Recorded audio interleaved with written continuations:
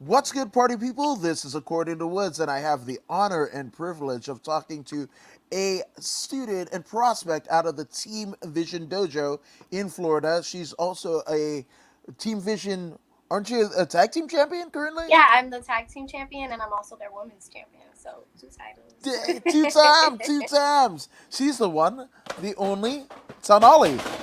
Honestly, but you were close. I was close. It was close. But how are you? I'm doing good. Just been working out, wrestling, doing what I can. How are you doing? Good, good. Making rounds, making towns. It seems like. Oh yeah, no, I'm like all over Florida, especially this month. Now this month is really busy for me. Every weekend I'm somewhere else. That's brilliant, and we were kind of talking off air before the podcast started, that it's crucial for somebody, that is cutting their teeth in the business and working with different promoters. Obviously, you've got your home promotion and running shows in dojo shows, but also to kind of get your, I guess, the nature and the climate of all of pro wrestling to maybe step outside your comfort zones and kind of work different towns. Yeah, no, of course. Honestly, it's like the more you get out there, the more when people know your name, the more experience you get, and you learn more working with different people because you know how different people work. Everybody does different moves, so it's like definitely a learning experience the whole way around. I love it. Yeah, absolutely. Um, so I guess because obviously, pro wrestling is not something that is faint of the heart. I dabble in both MMA and pro wrestling, and there's badasses like Tito Ortiz and King Mo Lawal and uh, Quentin Rampage Jackson that tried it and was like, that's too hard. Now, obviously, there's the Shayna Baszlers, the Tom Lawlers, and Brock Lesnar's, and what have you. But like, there's even, I mean, first ballot Hall of Famers in MMA that are like, wrestling is too hard. Hmm. So, what made you want to get into pro wrestling?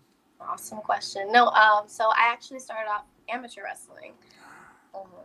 Yeah, I did amateur wrestling for about a decade, and I mean, what started me in amateur wrestling was I was in eighth grade, right, and I was TAing, so I was a teacher assistant for Yeah. the wrestling coach, and he was like, I was telling him, I was like, oh, like I love WWE, like blah blah blah, like all this stuff, little kid, and he basically told me he was like, oh, I don't know, I think you're like too small, and I was like, oh, you think I'm too small? And best way to get somebody to do anything, tell them they can't do it. And I don't know. I started my first year. I didn't really wrestle too much because I was really small. There was nobody in my weight class, so I kind of did like, what's the word?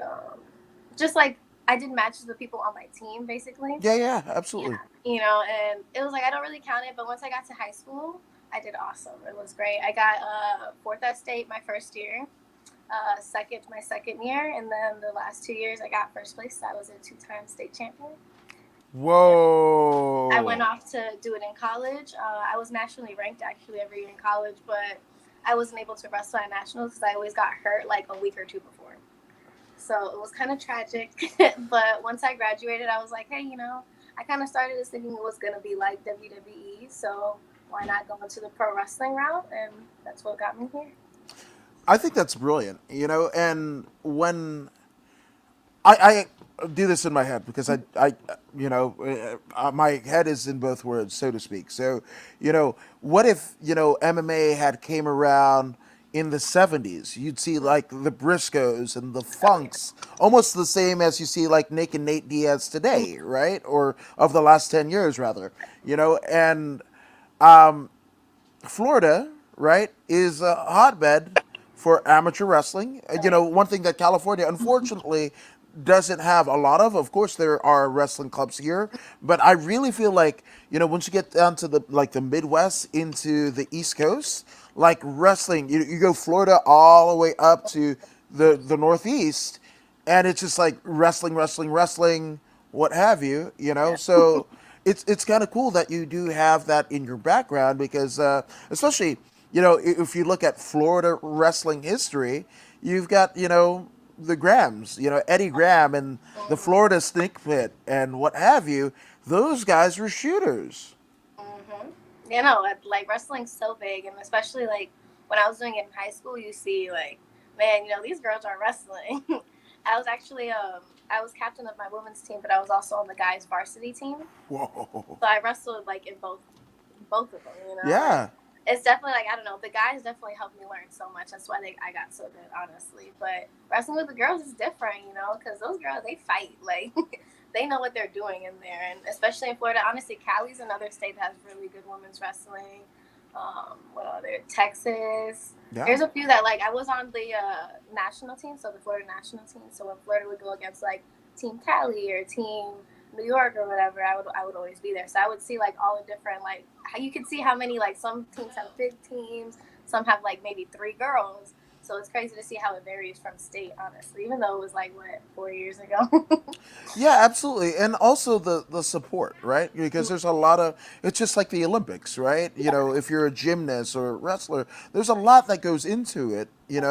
Heck, I mean, as a professional wrestler, your gear, you know, your gas money you get from show to show. Yeah. If you're an amateur fighter, you still got to get medicals, you still got to get your license and what have you. There's a lot of things that you have to kind of take care of on the financial aspect of it, and there's not a whole lot of money, if any money, coming in the first 2 years. But if you're an amateur athlete under the auspices of like a NCAA or even just like the high school or junior high school equivalents, well, you can't make any money. It's actually in the rules that you can't make money, but don't come with a ripped up singlet and you'll be Exactly. off the team.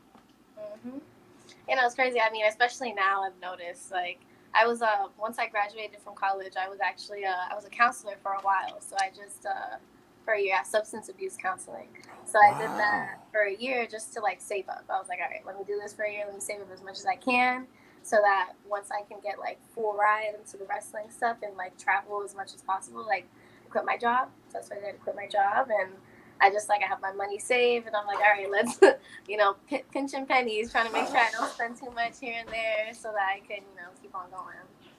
No, absolutely, and it's that tenacity, that you absolutely need in the world of pro wrestling, as well as that kind of that shooter almost kind of mentality. Because hey, somebody might get squirrely in the ring, Right. and might not want to drop the title or put one over, and And just I, go and it, like, I definitely think it's helped a lot too, like helping me be more of like a leader in the ring because I've caught on to things so fast. I've only been training in pro wrestling for 8 months now, actually, so I'm still pretty new. It hasn't hit a year yet. wow.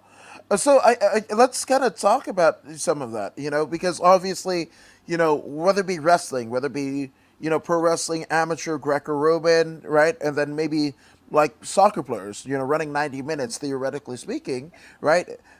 Those are some of the most, when you look at athletics as a whole, the world will kind of view that as, or some that don't want to view it as, but those are like the most intensive cardio, calisthenics, conditioned athletes, right? So, did you have some of that kind of carry over from your shoot wrestling days to Oh, where 100%. you are now? Yeah, no, I don't know. I look back at wrestling, like amateur wrestling, as it kind of like forged me into the person I am today. If that makes sense, like a lot of the things that I get like mentally, amateur wrestling helped me so much. Physically, everything like in a whole. When it comes to like my worth ethic and all that, I get it 100% from amateur wrestling. So once I got into pro wrestling, I was like, all right, let's do this. Like, come on, what else? Give me more. I got it. That's absolutely brilliant. Now, I mean, obviously, you had, kind of the world of sports entertainment on the brain, but, especially in Florida, much. Actually, you used to say like, oh, California or Brazil or Florida were hotbeds of MMA and pro wrestling. Now you're getting pro wrestlers and, mixed martial artists everywhere, right? But because Florida is such a hotbed, the American Top Team is there with Dan Lambert, who's kind of killing it on his promos in AEW, much like he did in Impact Wrestling. But did you ever think maybe maybe I might dabble in MMA. Oh yeah, I still think about it now. Honestly, I do. I definitely do. I did jujitsu like over the summers when I was in college because Yeah, I couldn't find a place to do like amateur wrestling. I couldn't right. find like a wrestling place like location, nothing. So I was like, all right, well, I need to do something. I can't just sit here all summer. So I would do jujitsu over the summers, and I mean that definitely is a lot like MMA, and I don't know. I think about it all the time. I do. I think like, even like grappling, doing grappling shows and stuff Yeah, like that. I think about it all the time. Uh, I think it helps to have a wide range. yeah.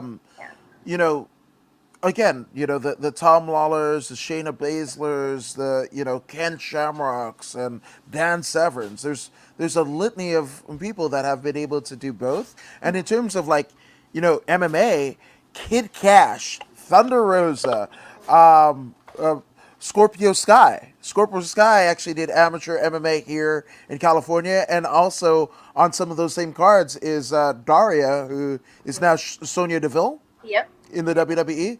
So those folks are like wrestlers, but Mm-hmm. they have that MMA background, And when you think about like the top echelon, especially of the last, I'd say 20 years, right?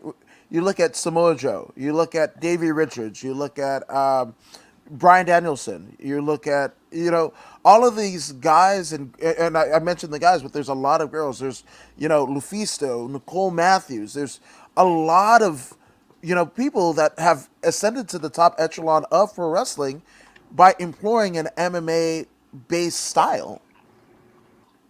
100%. And that's why, like, I don't have the MMA right now, but I definitely like my character in pro wrestling. It's like amateur wrestler, 100%. Like, if you look at my gear itself, like it looks like a wrestling singlet, but it's like Mm-hmm. cut in the middle, so it's a little girly, and like it's like I have like things where it's like like you can see my finisher's a German suplex. Mm-hmm. So boom, and I stay bridged on it. So when I'm pinning them, I stay bridged. So it's like you can tell like okay, this is freestyle wrestling, Yes. and little things like that. Like I always try to implore like the most like amateur things, even though like you may not tell right away, but like you can see it. Like hold on, that does look like a wrestling singlet when you look at it. All that, yeah, no, I try to add it in as much as I can.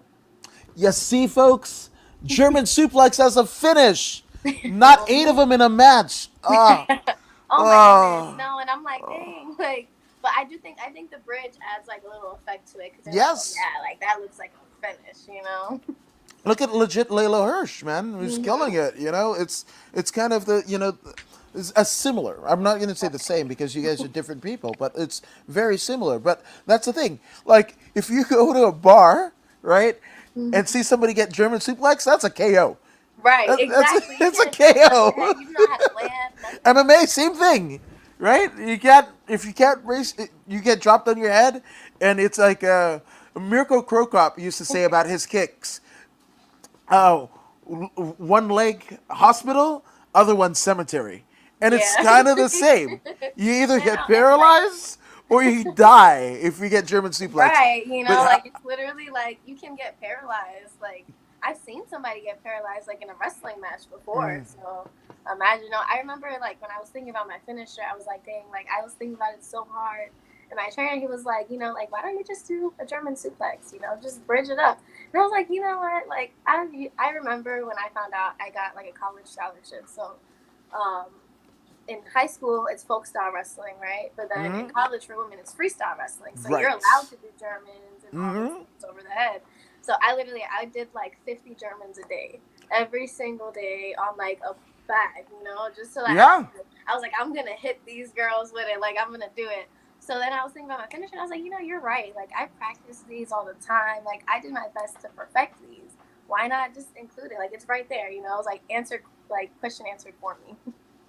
Yeah, no, 100%. I mean, one of my good friends, Blake Bulletproof Troop, who's actually been doing stuff with Chris Silvio and Matt Seidel down there in Oh, Florida, and then he just made his pro wrestling debut for United Wrestling Network's Primetime Live, which can be found on Fight TV. I was lucky enough to be there live, but he's a MMA fighter. yeah. Punch, punch. That's it. If it KOs people in real life, why can't it work in wrestling? Exactly. It's like I don't know. I don't know. I try my best to make my character like its own character, but also like just makes sense with me as a whole too, because it's more believable that way, you know. Yeah, look at Stone Cold Steve Austin, right? Like, you know, not to say that he wasn't great in World Class, you know, in Texas. Not to say he wasn't great in WCW. Hell, one of my favorite factions when they were like, "Oh, Shield's the best faction in wrestling." I'm like, "Are you serious?" So for me, it's just two. It's just two. Not to say that the others aren't great and the wrestlers in them aren't great, but it's the Hart Foundation, the ladder, you know, with Brett, Yeah. Owen, Davey, Neidhart, and Brian Pillman, right? So that's one. And the Dangerous Alliance. You got Rick Rude, Bobby Eaton, Arn Anderson, obviously Heyman, right? Mm-hmm. And stunning Steve Austin with a full head of hair. Like, Yeah, and not no, it is. right, and not to say that you know Austin was always great. He was always great, even when like he just had a look about him, even if he couldn't get the moves right or whatever. And then he switched on. You know, when he got fired from WCW, and Paul Heyman was like, "Hey, want to drink some beer and cut promos?" And he's like, "Yeah, kid, whatever." And those, you know, the full Hulk Hogan, I can't make it in WCW, and please, Eric, take me back. Right. That was shades of Stone Cold Steve Austin, what you would see, right? And then when he gets brought up, he's the ringmaster with Ted DiBiase, Yeah. and it doesn't hit as well, right? And it takes this him being himself, shaving off the hair, being himself, and then it unfortunately it was a horrible talking about paralysis, but he was temporarily paralyzed by Owen Hart, right? But if he had wrestled and been cleared to wrestle, we would have never gotten beer bashes. We would have, I know. It's right? The Zamboni, the cement in McMahon's Corvette. Like we would have never gotten those if not for Austin not being cleared to wrestle until what Mania, what was it, 17 or some odd? Him and Michaels. yeah. You Yeah, know. I mean, everything happens for a reason, honestly. So it definitely worked out well. But yeah, no, character wise, I think all the best characters are like the people that are like it's kind of like them times like 100. yeah, 100%. That's the best way. Now to kind of touch on because you said you did a bit of jujitsu, you know, in between. Were you doing more gi versus no gi? Like what? And for those I who was don't know, mainly oh, practicing, so I didn't really do any matches or anything like that. But no, I was practicing. I was doing both. oh, Yeah, you're doing both. yeah. What did obviously like gi is kind of weird, especially as a wrestler, because it's funny. Jiu-jitsu heads will tell you, "Oh, you can't wrestle if you don't have a gi," and we'll pretty much yeah, I call it gi shaming. Shame you. They'll gi shame you to death, right? That's why it was so great when like Josh Barnett beat Dean Lister, like and he was wearing wrestling tights. He was wearing Right. black boots, like you know, Young Lion New Japan style, black boots, black trunks, and people were like, "Oh, blah blah blah." And then when he won, they were like, "Oh, he was cheating because he had boots." Like, no, you can't. Right, like you Right, don't have to eat nothing, but you're yeah. complaining about the boots. Was it weird for you to because especially you know in amateur and freestyle wrestling, you don't get you're looking for the pin, very much like catch wrestling from Wigan, Mhm. England, right? You're looking for the pin. So doing, you know, obviously training in submission grappling, was that different for you that It you're was. actually going for It the was. kill? Oh yeah, no, it was definitely different. I had to like remind myself like, oh, you're okay on your back, and things like that. And like, you're not looking for the pin. So it's like, I mean, it was cool. I think it did help with the pro wrestling too, because I got to learn submissions and things like that. And you don't do submissions in amateur wrestling. It's just the pin or points or tech. So no, definitely. I mean, I remember the first day I went in there, like I didn't really know anything. I told them like my background, like I'm just here. I don't have a place to wrestle, so like teach me what you got. And no, first day they had me wrestle against like one of their good guys, and I was like, oh, okay, that's what we're doing. They're like, we just want to see what you can do. Man, I took him down so fast with the firemen, easy, like firemen, and they were like, whoa. But then after that, like I don't really know what to do, so I kind of just like stayed on top, kind of thing. Mm. They're like, okay, well, you know what, like you can move, so let's teach you these submissions, and like you'll be good. And I was like, yeah, for sure. They were so nice to me, so nice to me. They even gave me a gi to use for practice. So it was like I didn't have to spend money for the gear or anything. You know, they were so nice to me there. I mean, what time period is this? Like, what year in about? I want to say so. Okay, I graduated college 2020, so before that, maybe like around 2018, 27, Okay, like late 17, early 2018. okay. They're going like, oh man, we might have like a brown Ronda on our hands and what have you. Probably, Yeah, honestly. yeah. It was like, yeah, we'll give her a gi, no No, it was funny problem. too because they were like, "Oh, we can, we can probably get you in like matches and stuff soon." And I was like, Yeah, "Hey, I'm just trying to yeah, practice right now." And I yeah. appreciate the enthusiasm. Well, especially like nowadays, right? There's so many submission, especially for a female. Like submission on the shore Oh is yeah. one big one. Submission grappling tournament, all women only. As it's like a 8 woman bracket, same night tournament, and you get cash at the end. Like Hmm. that's huge, It man. is. No, I agree. And it's something that you could kind of carry over. I mentioned Blake Troop, like all of the things that you do. I mean, look at Gabe Stevenson, right? He just signed to the WWE, Yeah. got drafted, on Raw. Obviously, there might be a little work to do in terms of whatever, but I mean, again, he's hot off the Olympics. That just happened this summer, right? So, everything that you do outside of the ring, once you bring it to pro wrestling, if promoted right, is Hmm. a good deal. Yeah. No, I agree 100%. That's why I do like. That's why I said I still think about MMA and grappling and all that, especially the grappling. Honestly. We'll talk after. Okay. Um, so talk to me about like the first day of pro wrestling training. Now, were you always at Team Vision? How'd you hear Mhm. about Team Vision? I know So about Team Vision. I looked up online. I was like, all right, best training for pro wrestling in Orlando. Because I had just moved back from college, so I'm like, I did research before I went, and the first thing that popped up was Team Vision Dojo. I looked in and I was like, let's look at how much this costs, and it had like a lifetime membership. And then when I looked at other places, like they just had like a year membership or whatever, and I was like, lifetime, like it's honestly almost the same as their 1 year membership. I could come and go from here if I need to. Like 100%, I'm gonna do a lifetime membership. So I saved up for the lifetime membership. I got it, and from there, I mean, I don't know. First day was really good. I went in and I don't know. The coach, he's always been so like he's a good coach. Like he believes in you, and like he saw me. He was like, "Oh, do these rolls," and I was like, "Oh, rolls, easy. Do these every day at practice." And no, it was like it's cool. I don't know. I think like I couldn't even tell you which one I like better, amateur or pro wrestling, because it's like I love going into a amateur wrestling match and like going and be like, yeah, I beat you, like Well, you couldn't well, beat me. well, it also helps that I mean, again, you wouldn't have got into amateur wrestling It if wasn't for not pro wrestling. right. Exactly. And it just sometimes it's a happy medium, and it's so funny to me, kind of dabbling in both, right? Pro wrestling fans don't necessarily like they're coming around, but pro wrestling fans don't necessarily like MMA or jiu-jitsu, right? Right.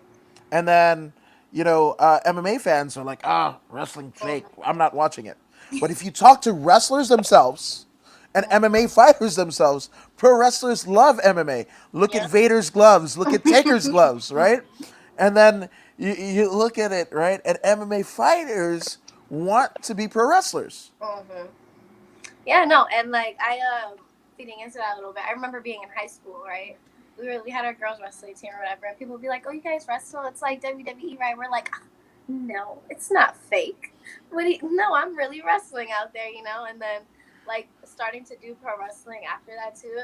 I don't know. I think I grew more of appreciation for pro wrestling when I actually started pro wrestling because as a kid you love it, You don't even know it's fake yet, and it's not fake. It's scripted, because we're still Yeah, wrestling in there. So, but exactly. I don't know. In high school, I just remember like we would be so offended, like, no, I'm a wrestler. But no, I mean, I love pro wrestling and amateur wrestling both ways, honestly. And you Like, can do both, right? Like yeah, 100%. to me, I look at it as combat sports, right? Like, Mm-hmm. and when you look at like MMA, right, mixed martial arts, and most people forget the A in MMA in martial arts, right? To me, pro wrestling is a martial art, much like boxing and regular wrestling, right? So, with that all being said, if an artist like Picasso is painting on a canvas, right? Right. And whether you do jujitsu, MMA, boxing, salat, catch wrestling, pro wrestling, judo, sambo, jujitsu, Japanese jujitsu, Brazilian jiu-jitsu, guess where you're doing it? On a canvas. Yep. It's all it's all again combat sports. It's all mixed martial arts, and whatever you bring to the table, that's going to kind of fortify you in whatever you do. I feel. I agree 100%. It's like, I don't know, when I was doing amateur wrestling, so I always thought of like the more coaches I could get, the better, because every coach knows something different, you know? And I feel the same way about, pro wrestling, MMA, jiu-jitsu, amateur wrestling, all of it. You get a little bit of all of it. Like, you can do good, you know? Yeah, absolutely. So, I mean, the way that I heard of Team Vision Dojo is almost the same way that I learned about podcasting long before I was listening to Joe Rogan, right? Because I knew once I went down that wormhole, he's talking about mushrooms and what have you. I Yeah. was like, I knew I was like my dad was a conspiracy theorist. I know once I opened that Pandora's box, it's there we go, right? But to kind of get my feet wet, obviously there was Colt Cabana's Art of Wrestling podcast, but MLW podcast with Court Bauer, MSL, and Conan, right? That was how I kind of figured out about podcasting. And before Bruce Pritchard or Eric Bischoff's podcast or whatever, Court Bauer was the closest that you got to being in the writers' room with Vince, right? So MSL was just like Team Vision Dojo. I believe in wrestling first, right? Yep. And that's how I know about it. And obviously, you talk about some of the alumnus. We got like Santana Garrett, coming in and out. We got the living legend Larry Zbyszko. Yep. I'm an AWA head, so like when you talk about Zbyszko or Vern Gagne, I'm like, phew, here we go. And then and then Scott Hall kind of comes through. There's so many people that come We're through. supposed to have Hector Guerrero in December, too. Oh, that's the Guerrero family is just I synonymous, know. especially I'm here so in excited. I can't wait. oh Eddie Guerrero is one of like my icons. oh I love him. Like, you're, you're you're talking to a guy who lives in L.A. and the L.A. territory was pretty much centered around the Guerreros, right? Chavo Senior was the junior heavyweight champion. There was one angle that a young Roddy Piper ran with Hector. I mean, Chavo Senior, right? Chavo Senior, while Chavo was the junior heavyweight champ, and he's like, "I'm gonna play the Mexican national anthem on the bagpipes," and you know what he lights into? La Cucaracha on the bagpipes. that's hilarious. Yes, and that was at the old Grand Olympic Auditorium. That was like the mecca of LA wrestling. So when you talk about the Guerreros, and it's just like they've all Hector, Mondo, Chavo Senior, Eddie when he was cutting his teeth, they Yeah. all wrestled here. No, that's awesome. No, I'm so excited for it. I can't wait. Yeah, wasn't he? Wasn't he the Gobbledygooker? Oh, I'm not sure. He, I want to believe that he was either Lasertron in WCW and he was the Gobbledygooker. He could have been. I don't know. I'm gonna ask. Okay, I don't want to get you heat. I'll, Right I'll, now. I'll, I'll put it. I'll put it in the Google machine and I'll be like, aha, I believe it, because he rode Lucha. It was one of the Guerrero brothers. He was either Hector or Mondo. I know but I want to say it was Hector. I want to say it was Hector. But anyway, yeah, again, one of the greatest Mac technicians, second generation wrestler, and you give him a turkey costume. Yeah. 10 points. Uh, Right. so, first day, how was it? Like, how was it different than amateur wrestling? I mean, who was in the room? Who you can say? No, so first day wasn't too bad. I don't know. It was a decent amount of people. I don't know. The first thing I noticed was I was like, oh, there's not a lot of girls here. It kind of sucks. But other than that, the guys have always been so nice. I mean, first day we went in, we started with like the rolls and stuff, and then we went on to. I think the first day it was close to Christmas time, so I started December 27th. Yeah, Wow. and so I did they had like a morning training session or whatever, and then afterwards they had a show. So we kind of like got to see a little bit of both, the Right. training and then the show. And no, so we went in, started with the roles. They did a little like they showed us a little chain wrestling, and some of it I was like, okay, this is kind of familiar, headlocks, hammer locks and stuff. All of it, I mean, I kind of like I got onto it pretty fast, but no, I mean it was definitely different because it's like you're going with amateur wrestling, you're kind of just trying to like go, go, go. Like I need to get this, and especially being small. Like I'm only 4'10", so small in amateur wrestling. You kind of like you got to have the speed, but you got to be strong too. But in pro wrestling, like, I mean, of course, show the speed, but work through the motions. Show your face, make sure the Mm-hmm. crowd sees what's going on, and all that. And it's like that's always been like honestly, like my hardest thing I would say like for the transition is like making sure I show enough character. Mm-hmm. Because it's like you got to feed into the crowd and all that. And amateur Yes. wrestling, I'm trying to block them out. Right. Like I'm not. I'm trying to see if I can hear my coach still. Mm-hmm. But I mean, I liked it. First day I was like, okay, like this is cool. I could do this. And then I got to the show afterwards, and they were great. Like I don't know, one of like the main performers that I noticed was we have the Atomic Formula. They're a tag team, and they're like so good with their character. Like you can see them like being so mean. Like literally, it's like you guys are so mean. Get away. And it's like I was genuinely annoyed at them when I was Yeah. leaving, and I was like, you know what? They did a good job because I felt this. Yeah, Yeah. I think they won the tag titles that day, and I was like, of course, like come on.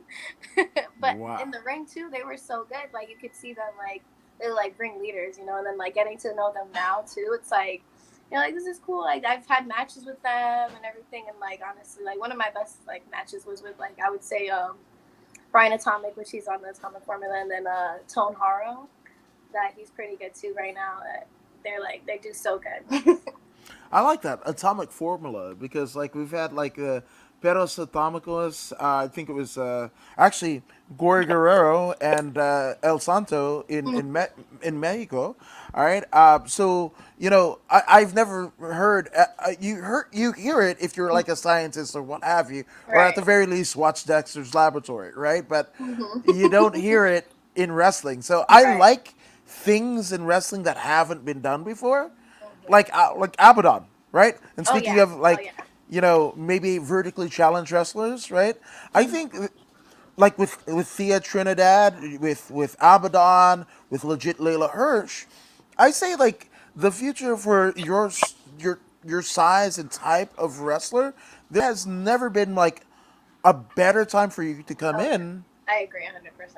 Yeah. Yeah, because they almost did some of the headway for you, and then here you Mm-hmm. go to kind of smash every Right. boundary. Right. And like I don't know. That's always what I try to do. And like I remember before when I was in high school, my bio on Instagram was like small girl, big name because like I'm gonna get my big name. I don't care how tall I am. Like I have a tattoo on my back. It's like a Shakespeare quote, and it says, "And though she be but little, she is fierce." And I'm like, it's like I believe in 100%. I don't care how small I am. I've been able to do it this far. Nothing's stopping me. Exactly, and I mean some of the most legit badasses in all of MMA are under 155 pounds, Mm-hmm. right? So you just think about that. They can knock you out, they can punch you in the head, and they're contending for world titles. Like, Right. Mike Tyson was under, as a heavyweight champion, was under 6 feet tall, I believe. I think 5'11" is what he was at, 5'10", 5'11". So like that whole, I think your heart, right? Your heart kind of stands out, and especially in pro wrestling when they call it the fighting spirit in Japan, right? The fighting spirit. You can get your butt kicked, 9 times out of 10, but what happens? If you show that you will come back. Hell, that was the basis of Mikey Whipwreck and maybe a Tommy Dreamer. I don't know if I could say that guy his name, but definitely Mikey Whipwreck. He Yeah. he never wanted to win the title, and he wins on a small package, the most dangerous move in pro wrestling, right? And it's just like the crowd erupts because like that's not the guy, right? Or they kind of did it with Peter Avalon in AEW, right? And then once you start seeing him winning matches, it's like even though he's a heel, Funny enough, I just saw Pete on that same primetime wrestling show on Saturday, and I don't know if you've seen his work prior to AEW. I haven't Okay, so put in the YouTube machine PP Ray, right? no. It's Yeah. Pretty Peter Avalon and Ray Rosas, and they're a team, and some of the best.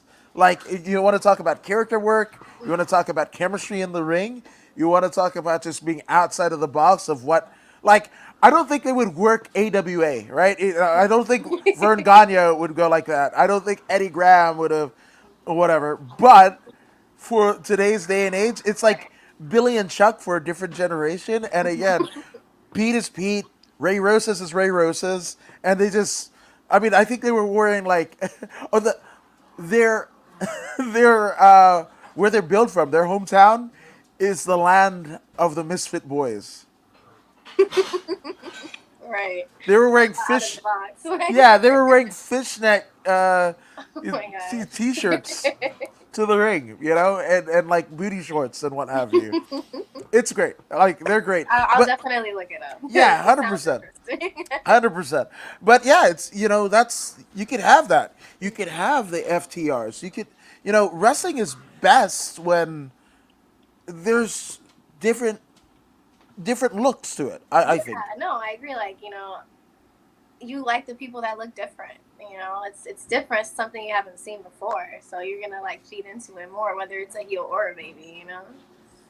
Yeah, I mean that's kind of, again, no, it's taboo, but Flair got over by just Uh-huh. how I think they ran a show in Chicago and Dusty and Flair on top, and Dusty got booed because the Chicago people were like, "We don't like you." You're right. Like, everything that's like salt of the earth, like, we're business people. Flair's our guy, you Right. know. So and that's the thing, when you talk about the facial expressions being able to sell, again, I so if Jake the Snake Roberts can cave in Ricky the Dragon Steamboat's head on the Boston Gardens floor with the DDT, there doesn't need to be 8 of them in a match. If Yeah, no, Shawn I agree Michaels, 100%. The yeah, finish should never be the same as things going on in the match. right, Then it's if not going to feel as big. right, if Shawn Michaels can do one super kick in a match, hell, my friend Chris Curtis he was on Dana White's Contender Series, right, trying to get a UFC contract. First punch, he breaks his hand. So he's a one-handed man in an Right. ass-kicking contest. You know what happens? He KOs the fool. Not the fool. He's a good guy, I'm sure. Right. Right? He KOs his opponent by using what? A super kick. They'll call it a crescent kick or a savate kick all you want. That's a fucking Shawn Michaels super kick. Yeah. If a guy with a broken hand can KO you for real with a super kick, guess what? The super kick party's over. Not over. Over.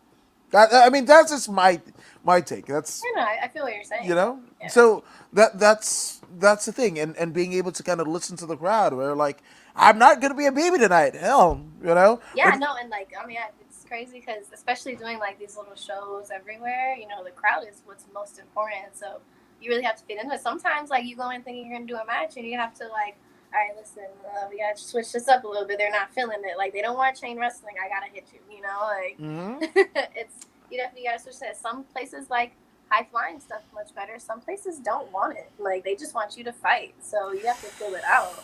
Yeah, no, I mean, I think one of the best, like, kind of listening to the crowd, and one of the famous ones that I know, Flair's wrestling in Puerto Rico, right? And against, like, kind of a job guy in Jack Veneno, right? And basically, they're guns drawn, like, Puerto Rican military with guns drawn, people throwing rocks in the ring, Right. right? And Flair goes, "Here, you take it," and literally puts Veneno on top of him. It's like, whatever, and runs out the ring. Like, so Jack Veneno was the NWA champion for all of a day because of it, right? Like, Right. sometimes shit happens and you got to call it on the fly. Right. And then also, places like GCW. I was fortunate enough to, go to a GCW show here in LA a couple weeks ago, and it was so diverse, right? You started off with like a 6-man high flyer, what have you. Then you got like Alex Zane. I think Alex Zane versus Jordan Oliver, right? And those are two. They were towering over me. I'm 5'9". Jordan Oliver and Alex Zane, I think those two, especially if you put some mass on them, will be top stars on them. But maybe just the way they are, just the way they are, because like the fact that they were so big and they were almost a lucha slash Mhm. Japanese puroresu style. I was just like, holy shit, like that was great, right? So you got that, and then you had another match and what have you. Then you had a comedy match with like Ron Funches, right, the comedian, Yeah. against Tony Deppen, with Paul like turning heel on Mhm. on his comedian friend.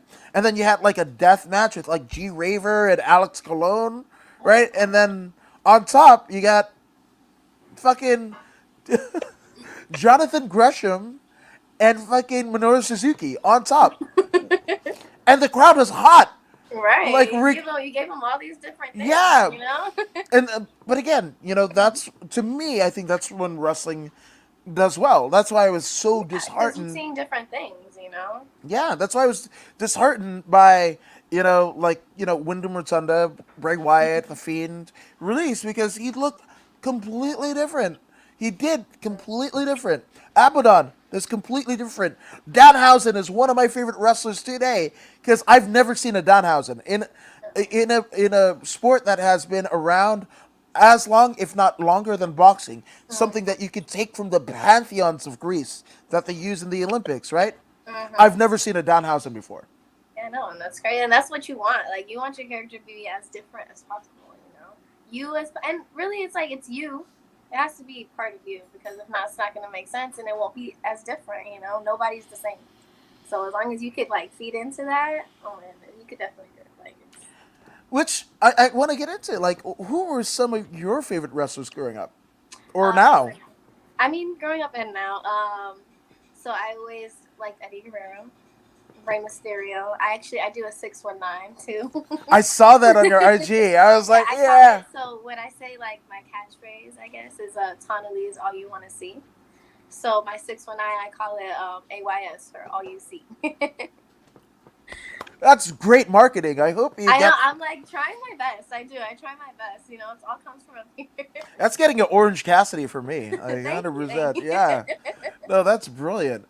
But Um, yeah, no. So Ray and Eddie, 100%. I loved them so much growing up. And then women wise, the first woman that I was like, wow, like that I would say is like somebody that I looked up to and thought like, hey, like maybe I could really do this. AJ Lee, loved AJ Lee, and she was like one of the first like small little petite girls that. And she was in there like beating people up, being mean, and it's like, okay, she could do this, I could do this, and I looked up to her a lot. I hope you get to meet her. I Um, hope so too. yeah, no, no, no. Like when CM Punk had his horror film or whatever, I think the ticket was like $6, right? And Punk was there. He is great. Like, I've been around him twice. Once when he was doing commentary for MMA, he does commentary for CFFC on Yeah. UFC Fight Pass. Him and John Morgan. So I saw him there. Great. Um, and then the movie premiere, him and AJ, they are absolute sweethearts. Now, obviously, there are people that say different, but Yeah. also they're changed, right? Like, they're not in that system that they Exactly. were so Yeah. completely different from. Like, the way the personalities are, like, even the fact that they're together and a couple, right? That makes sense because they're so different than anyone else. And most people think of their differences as almost like a pompous, and it's not that. Yeah. It's like they know who they are, they're confident in who they are, but also they're ones where like you have to talk to them, they won't talk to you because they're Mhm. actually afraid somewhat. Yeah, yeah, no, and it makes sense. I mean, especially not being in like the wrestling and stuff. And I know like AJ Lee has like she's doing like her movies and writing books and doing all that. So I don't know. It's just awesome. I would definitely love to meet her one day for I sure. yeah, this is the dream because you know she has that picture with Lita, right? And then there's some there's some PG stuff that you could go to, but then there's some non PG stuff that you could go to as well. But you know, just that deal, right? Or an MJF with I think it was Punk, Yeah, I think it right? was Punk. Yeah. Yeah, you know, and you get these, you know, you get these deals. So I would love, even though you're not a wee youngin anymore, but like for you to do that, and maybe AJ, you know, yes, she had the retirement at Mana, but I would love for her to come back, Oh yeah. and I would love for her to have one more match with you. Yeah, no, that would be awesome. That would be like a dream come true, honestly. Like get there, it's like this is a dream. I gotta make sure I do this the best possible. Yes, Like like 100%. I would love it. in terms of like storytelling, like one of my favorite, like I my favorite period of wrestling is usually a downtime. It was like early '90s, you know, early '80s. Yeah. I mean, no, late '80s, early '90s. You know, WWF and WCW, right? Like, you know, you had Duke the Dumpster Drozy and Doink the Clown, but you also had Bret and Owen Hart, right? Two of the most legit storytellers there are, you know, and I'll get back to those two. But and then on the other side, you know, you had things like Slamboree in WCW, a Legends Continue or Legends Reunion, where you saw guys like Harley Race was a wrestler before he managed Vader. Like, oh my god, like, you know, and that was before YouTube and what have you. Like 30 years, 30 years before YouTube, almost, right? Yeah. And you couldn't see that. You couldn't see that. Or, you know, guys like Luthez that you saw in magazines if you Yeah. read After Mags, and then you got to see it wrestle or at least accept a WCW Hall of Fame induction, right? Like, you know, you that's it, right? So like back to Bret and Owen, who doesn't have a sibling that, you know, one's older, one's, you know, smaller, younger, right? And the younger one wants to topple the older brother, right? Or older sister, or what have you, Yeah. right? So that is like since the beginning of man, right? That story has been told, right? But to have it done in wrestling, like one of the, like the Steiners had a breakup, but what would have been if like I don't know if the Briscoes or the Funks had a breakup, but that would have been money all across the horn, like all around the horn. You could have made money there. Obviously, WWF did it. One of my favorite manias is 10 because it's Bret and Owen. Yeah. No. People love the like sibling rivalry, because it's true. And it's true. Siblings fight always. Like we gonna love each other, but I want to be better. You want to be the better kid. Realist, whether people say it or not, you want it. There's always that little like, okay, oh, you did that, cool, good job, but also like I can do this. But what happened was, is what I like to say. But what happened was, you know, Right. and at the very least, if you don't want to be the best, you at the very least want somebody to blame, Oh yeah, like, of because course, of course. there you You're go. not better. Like it's not my fault though. Like Yes, she did this. You know. calm down, Gene Snitsky. Holy, it's not my fault. Don't go kicking, you know, fake babies into the crowd. No, let's. Right. That might not be a good look. It might get over in Texas because, but anywho, so in terms of like your your career thus far, you're 8 months in the business, but like, where are some places that you would love to work? I want to go to Mexico. Honestly, I really do. I want to go up there so bad, and I don't know.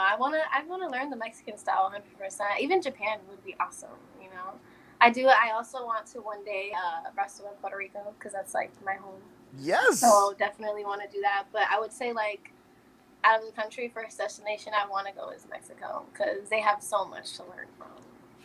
Yeah, and it's crazy because we talk about like shooters, right? You Mm-hmm. being one of them, the Funks, the Briscoes, Kurt Angle. There's a litany of shooters. Luthez, Vern Gagne, but nobody talks about Negro Casas, one of the best bell to bell between the ropes technical wizards is Negro Casas. Like, would literally snatch motherfuckers out the air and like put them into a fucking crab hole. Like every limb he's got. Like what in the fuck? And so and Helico, right? Like the reason why he's this, technical impresario, right? Obviously he did, learned in South Africa where he's from, but then also, he spent some time in AAA, right? And might have even been taking some secret classes in CMLL from Negro Right. Casas. 100%. Like that's I would love to see it in Mexico, especially like AAA has the Reina de Reinas Mhm. championship. Oh yeah. I like that title. Like I'm a belt mark, so the design of the title with the crown on top and the It's bit pretty. of I've seen purple. it. No, I like it too. Yeah, Honestly. yeah. I could. No, 100%. Uh, do you have a preference, EML, AAA, or just wherever? I wouldn't say I have a preference. Like if either or him like message me or whatever, I would definitely do either. But if I had to choose, I don't know. Actually, Maybe. don't choose. Do them all. Yeah, no. Let them just come. Yeah, absolutely. Because I mean, obviously the Reina de Reinas championship is in AAA, right? But Arena Mexico, right? CMML, like CMLL. One company has owned that company since what 1929 or some odd, right? And owned that arena. Like that's kind of like the I think Ultimo Dragon said like the big four, right? Wrestle Arena Mexico, Tokyo Dome, Madison Square Garden, and there's another one. There's another one there, but that's like at the very least that's like the top three arenas in pro wrestling, but also just history. Like if you can wrestle there, yeah, you could Panic at the Disco. Hey, look, ma, I made it. Right. Like look at me now. Yeah, absolutely. Speaking, I guess venues, right? Like, have you had a special venue thus far that you dig, and then also places that you like to work in terms of venue? Venue wise, I mean, yes and no. Like a lot of like right now, I've done like outside venues, which suck because it's Florida, so it's hot. But or if it's at nighttime, mosquitoes. Mm-hmm. So I would say any of the ones inside are so much better. Anything inside, I'm with it. But I do like the outside shows too. I mean, yeah, you gotta get your name out there and make money too. So, but places I would like to work. I've been. I mean, I would love to work at Division Pro. They're like growing big. I don't know if you've heard of them yet, but yeah, no, they're getting pretty big out there, and I've gone to a couple shows too. So hopefully, but that's the next one I'm looking at. Like, all right, I need to get on here. Mm-hmm. How about the Garden? The That's garden? got to Oh, be of so. course. Duh. I mean, I thought you meant like lower ranks of. No, of course, the garden. Even like AEW's place is Yeah, there. the Yeah. Arthur Ashe Stadium they just Hmm. ran. And the reason why I'm going like northeast because like there's a huge Puerto Rican population in the Oh northeast. yeah, 100%. Like I mean, Thea Trinidad, right? Like that's Hmm. like you gotta, you got Danny Limelight, right? That's he starts off his promo, Mi gente. Actually, he Hmm. did the intro for this very show for quite a while, and that's it. I think you gotta, that's the reason why Pedro Morales had its Yeah. world title run, Hmm. in the Garden after Bruno, right? Is because like, yeah, that Yeah. I'd love to see him wrestle somewhere in the Northeast. I Oh think it. yeah. No, even like places like New York and Mm, stuff, because New York is like all Puerto Rican. yeah, Jersey has a lot of Puerto Ricans yeah. too. Yeah, no, for sure. Now you mentioned obviously Eddie Guerrero and Rey Mysterio as being some of your influences, right? And major influences, and they're Mexican, right? And not to put like the rival cultures or what have you, but now you've got Santana Ortiz, you have Thea Trinidad, you have Danny Limelight. There's so many Puerto Rican, and Johnny Rods is Puerto Rican. Like that dude's Puerto Rican. He just Yeah. But like now it's proud, like having that Puerto Rican flag, on Danny Limelight's headband. I actually have a wrestling buddy that has exactly that. You got Santana and Ortiz. They literally have the Puerto Rican flag Yeah. waving in their Titantron. You've got uh, the Colons, right? Carly and the Primo Epico, Eddie and Orlando, I believe. Yeah. Yeah, like there's such a and obviously Carlos Colon, right? But Mhm. beyond Puerto Rico, in that WWC territory, it didn't really come mainland, right? Yeah. So, how does it feel to kind of be a part of this like new revelation and revolution of Puerto Rican, or in your case, Puerto Ricania, pro wrestlers? Oh no, it's awesome. Like I love to be able to like watch and see like especially like Zelina Vega, Thea Trinidad. Oh, and I love watching her wrestle. And for a while she was just doing the managing, and like they didn't even say she was Puerto Rican. So it's cool now being able to see her like actually say like, oh yeah, I'm from Puerto Rico and all that, and just seeing all the different wrestlers around that are Puerto Rican. It's definitely like it's a plus. Like I love it. Always for the culture. Yeah, absolutely. And I mean, wrestling is weird, man. Kofi went from being Jamaican to being Right. African, and then they're like, "Oh, wait, Apollo, you're African? Cool, bro. Let's stick you with the Right. damn Black Panther gimmick. We're Literally. making you Kunta Kinte. Like Like the that's straight up Black Panther. yes, man.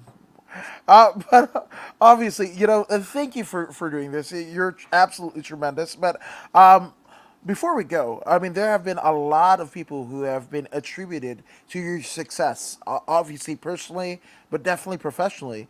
So take as long as you need. Let's get some shout outs out of the way. Alright, well, first we're gonna start with AJ Lee because without her, like, I don't know if I would have like grown up and been like, hey, like I can do this. Really, it's helped a lot. Um, Ray and Eddie, we're gonna throw them in there, of course. I'm gonna go with my wrestling coach from middle school and high school. Cause if he didn't tell me I was too small, I don't know what would have happened. That was a big thing, honestly. And my mom, she's like, when I started wrestling, she didn't even want me to be a wrestler. She was like, no, why can't you be normal and like girl things? Cause she's like, she does like, she actually makes all my gear too. She makes all my gear. Yeah, so she's a fashion designer. She usually makes like dresses and wedding dresses, prom dresses, and things like that. But she makes my gear. Wow. Yeah, no, and it's crazy to see like how far we've come because she did not want me to wrestle at all. She's like, no, you're gonna get hurt. Your pretty face, no, like. But now, like you see her, she posts me on her story all the time, like, "Oh, my daughter's a wrestler," you know. And my coaches, all my coaches, amateur jiu-jitsu, pro wrestling now, Team Vision Dojo, and all my training partners, 100%. Because without partners, how are you gonna get better? And yeah, no, I would say like that's like just God, because without God, we wouldn't be anywhere right now. So, I think that's the gist. No, that's it. When in doubt, everyone. I think everyone. Like that's like Yeah, literally like everyone else. everyone. Absolutely. No, absolutely. And obviously, everyone after seeing this and seeing you wrestle, putting your name on the gram of instant gratification, the Twitter machine, the Any tube of chance I views. have to, Right, of course. absolutely. So, to become a fan of yours, where is the best place on the interwebs where people can do such a thing? I would say Instagram. I post the most on Instagram, on Facebook too, but I don't accept everyone's requests. So there's a lot in there. But no, I would say Instagram. My Instagram got hacked a few weeks ago, a couple weeks ago. So I had to like restart. I was at like 7K followers, and boom, hacked. But I have a new one, so it's at Tanaily, my name right there, and then wrestling. So at Tanaily Wrestling, that would be the best one to hold, like be able to keep up with me because I post when I have matches. I posted my itinerary for this month not too long ago, so you can like find everything on there. Brilliant, brilliant. No, thank you for doing this. Of course. Speaking, like you said, respond. all of the requests and then also all of the DMs. I, as a female, can get weird. My wife shows me hers. I'm like, Imagine what? a pro wrestler. Yeah, yeah. Oh, Zeta Zhang. Like, oh, Oh like my I think goodness. there's a couple. There's a couple. Erin Hill who fought Layla Ali back in the day. Like, she'll post it. She'll just DM her. She'll post it. She doesn't give a damn. She'll get kicked off of Instagram or Facebook for 30 days. Not And even it's give a like, damn. and whose fault? It's their fault for sending it, you know? Like, Yeah, and even that terminology. Do you follow me? Like, and then some one motherfucker. There's always one that takes it one step further. Is like, right. yeah. Anywho, oh yeah, but obviously, thank you for doing this. Thank you guys for joining us here at According to Woods. And if you haven't already done so, go ahead and like, share, and subscribe to the to Woods podcast on Facebook, YouTube, and Twitch. I mean, you're subscribed to the podcast, aren't you? Yep, I am actually. I think I did recently. See. All right, so be like us and go ahead and subscribe to the podcast. But if you don't believe us, well, here's pro wrestler Zeta Zag. Hey, this is Zeta Zhang. Make sure you subscribe to According to Woods YouTube.